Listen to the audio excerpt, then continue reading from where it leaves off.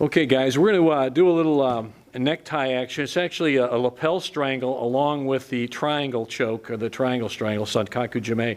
So Aric on the bottom, he's going to be sneaky now. What he's going to do with his right, here's what he's going to do. With his right hand, eventually he's going to grab Steve's right lapel, okay?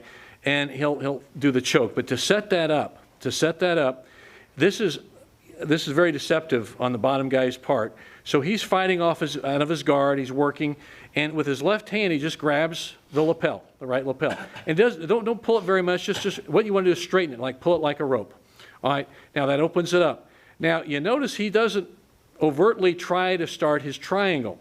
You know, the top guy, Steve, doesn't think triangle's coming. He just knows he's pulling on his lapel, so he may posture out a little bit to avoid it. And as he does that, Aric slides his right hand up there and he makes sure that he puts his thumb under Steve's ear, because now his top of his hand, the inside blade of his wrist, is right on Steve's right carotid, and that's where he wants to be. Now as he does this, so he's got the setup there, there's his anchor. Now as he does this, he's going to quickly slide his right leg over, and notice as he does that, he changes his angle, he turns to the right, then he forms the triangle, and he gets the nice nasty tap.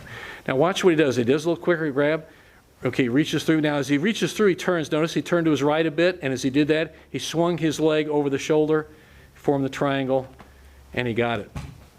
So that's a real sneaky way to get a Sankaku Jime and add a little more oomph to it with a triangle choke, or with the lapel choke. Steve, you want to get it? Because you've got a good one too, and a little payback here on Aric. So notice, but guys, here's where being sneaky on the ground, before you start, Steve, before you get going here, being sneaky on the ground is very important. You got to be deceptive. You got to be deceptive. So Steve doesn't want Aric to think he's going to try the triangle. Aric's seen that before. He knows he's not going to let that leg come over the left shoulder. Steve's got to figure out a way to sneak it over there, and this is a great way to do it. So he's going to pull that.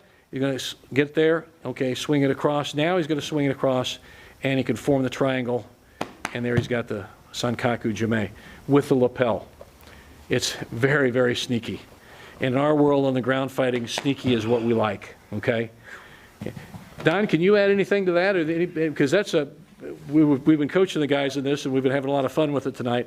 So it's a lapel version of a kind of a lapel necktie with Sankaku Jime. Let's try it. I think you really said it all when climbing up, and as soon as he starts to move, you're going to slip that sucker up in there, and and this part of your wrist and your hand, this is what chokes. So you don't want to get like this. You want to keep it like this, okay? You'll have a tendency to grab, and then your wrist bends backwards and bends around, but you're this way with your thumb. What Derek always says, you can touch his ear with your thumb, right? You still want to do that same thing here, and then as soon as your leg comes over, he's wanting to tap before you even hook your knee. And bend your elbows. You're pulling them in, and keep those elbows bent, just that, okay? All right, let's try that, guys. Good advice. Let's try that little necktie triangle choke Sankaku Jime with a lapel necktie. Give it a try.